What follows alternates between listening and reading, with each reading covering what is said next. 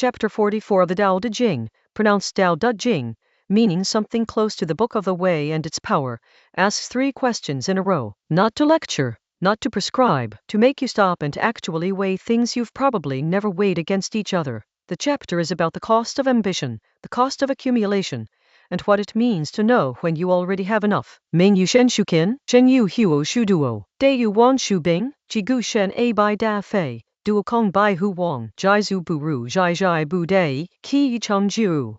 Fame and the self, which is closer to you, the self and possessions, which matters more, gaining and losing, which is the real harm. Therefore, to love something too intensely is to pay a great price for it. To hoard much is to lose much. No contentment, and you won't be disgraced. Know when to stop, and you won't be in danger. This way you can last. The chapter opens with 3 questions, and it's worth sitting with each one before moving on. Fame and the self, which is closer to you. This isn't asking whether fame is bad. It's asking something more precise. In your actual experience, which one is really yours? Your reputation lives in other people's minds. You have no direct access to it. You can work for it, protect it, lose sleep over it, but you can't hold it. Your body, your breath, your fatigue at the end of a long day, those are immediate. They're with you whether or not anyone is watching. The question is, which one are you actually feeding? The self and possessions, which matters more? Again, not a condemnation of ownership, a question of proportion. What happens to people who spend 40 years accumulating things they never use, houses they rarely visit, titles they can't enjoy because they're too busy earning the next one? The text doesn't need to answer this. You've seen it. The question lands harder because it's genuinely open. Gaining and losing, which is the real harm? This is the sharpest of the 3. Most people organize their lives around the fear of loss and the desire for gain. But the text is asking whether the orientation itself might be the problem. The pursuit of gain creates exposure. The more you're chasing, the more you can lose. The wound isn't always the loss. Sometimes it's the posture you had to hold for years in order to avoid it. Then the 2 lines that follow from these questions, stated plainly.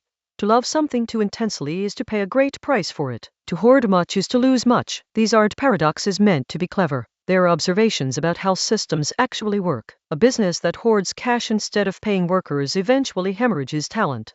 A person who clings to a relationship with desperate intensity often accelerates its collapse. A politician who spends everything protecting their image tends to hollow out the substance that justified the image in the first place. The text is not saying don't care about things. It's saying that the grip itself extracts a cost, and past a certain point, the cost exceeds the thing. The chapter closes with 2 paired phrases. No contentment, and you won't be disgraced. Know when to stop, and you won't be in danger. This way you can last. No contentment, Jai Zu, is sometimes translated as no sufficiency. It doesn't mean settle for less than you deserve, or stop working, or pretend you don't want things. It means be capable of recognizing when what you have is enough. This is a capacity, not a resignation. Many people are genuinely incapable of it, not because they're greedy in some moral sense, but because they never develop the ability to feel that a moment or a situation is complete. Every achievement immediately becomes the baseline for the next one. There's no arrival. Jai Zu is the ability to arrive. Know when to stop. Jai Jai is slightly different. It's situational. It applies in a moment. When to walk away from a negotiation, when to stop defending yourself in an argument you've already won, when a project is done enough.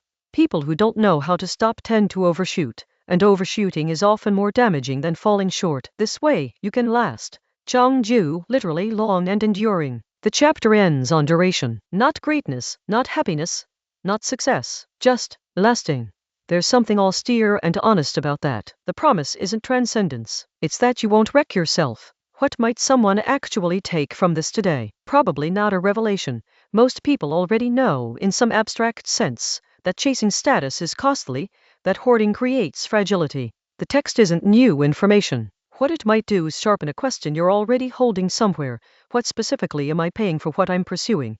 And is that trade still the one I'd choose if I looked at it clearly? Not every ambition is worth interrogating. Some things are worth the cost, but some things people treat as fixed.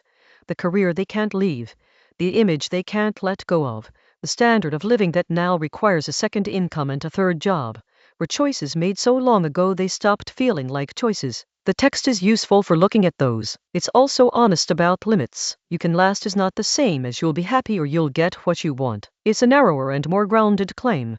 This orientation is survivable over a long time. The other orientations tend not to be. 3 questions, 2 observations, 2 conditions, 1 outcome. The whole chapter is 44 characters in the original, not a word wasted. The next chapter is 45.